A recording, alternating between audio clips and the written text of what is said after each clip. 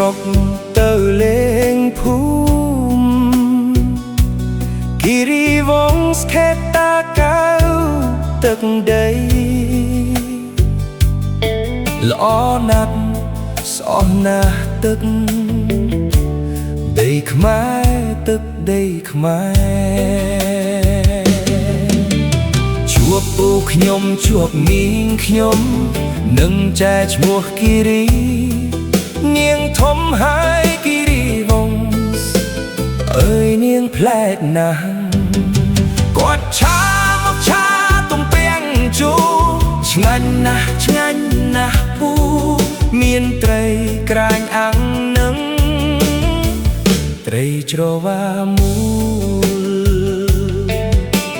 ធ្លាប់តែលឺមិនដែលបានឃើញឯលើបានញ៉ាំហូបនេះហើយមានរសជាតិឆ្ងាញ់ណាស់គាត់ឆាមកឆាទំពាំងជូរ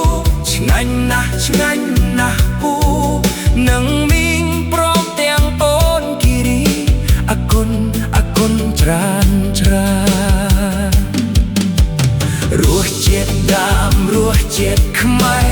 រសជាតិខ្មែរនៅគិរីវង្ស